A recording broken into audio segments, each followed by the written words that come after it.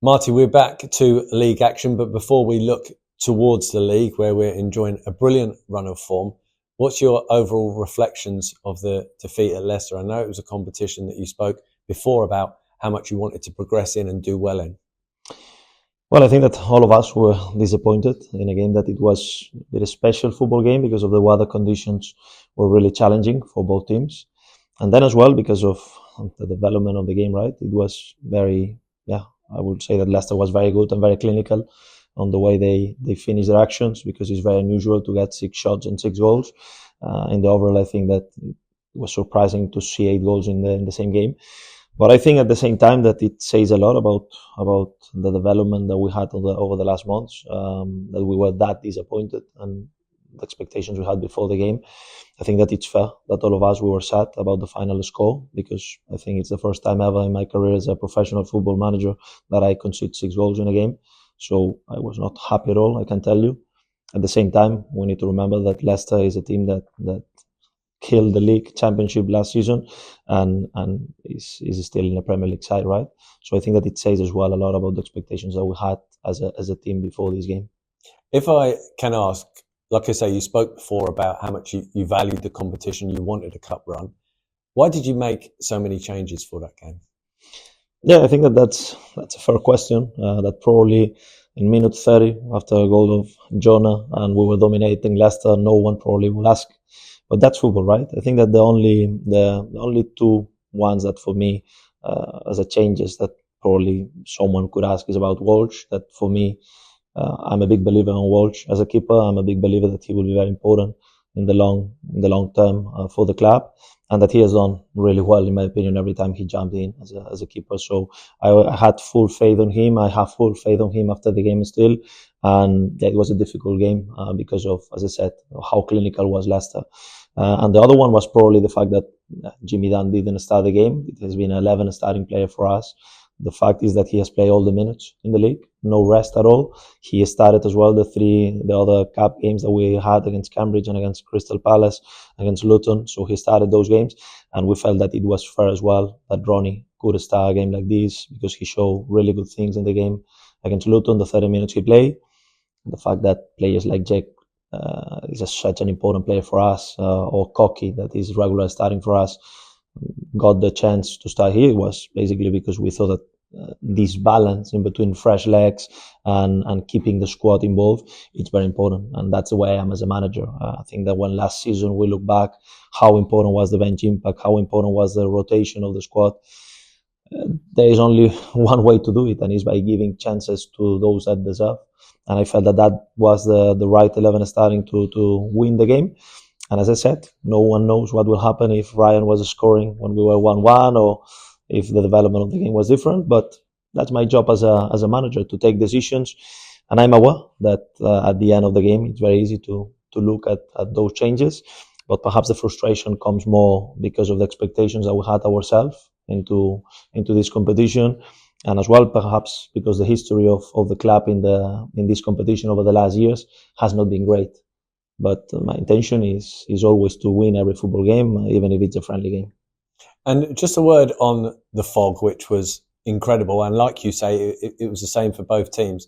From a coaching perspective, how challenging was it to manage the game, if you like, when I'm assuming your visibility was impaired at best? I always think that the most challenging one is to play because for the players it can be at some moments really challenging, especially because it was changing from minute to minute, right? It was very windy as well. So sometimes the conditions look a little bit better and 30 seconds after it was really challenging. But no, from the sideline, sometimes the impact that we have is anyway limited. My job is to make sure that the team is still well organized, that we try to give them the details on certain situations, but the job must be done, especially in a long week like this one. We prepare the team properly to know what they could face, but it was certainly special to play a game with these conditions. How important is it now that the confidence isn't overly negatively impacted turning back to league form? In the league, we've lost 1 in 11. We're in an excellent vein of form, but like you say, conceding 6 goals in any game is obviously hugely disappointment, regardless of the opposition. How do you ensure that confidence, that feeling of belief, is remains for the league. I have no doubt that this will not affect us in a negative way. So I'm sure that we're going to go against Plymouth with confidence, with being very humble, because we need to be aware that there is always an opposition there. But as I said before, the fact that the expectations were high before the games against Leicester, I think that speaks more positively about the development that we had as a team.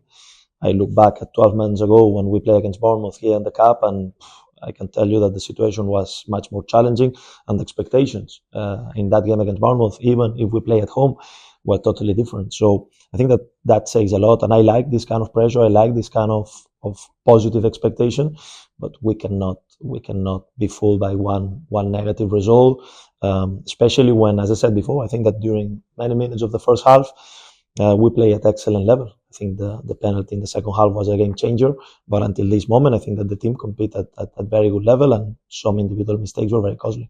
And a new man in the dugout at Plymouth. You've had the opportunity of seeing his team in action once during the week, so it's not completely blind in terms of preparation, but early indications are it's a very different style of play that Plymouth will be adopting. How are you preparing for this?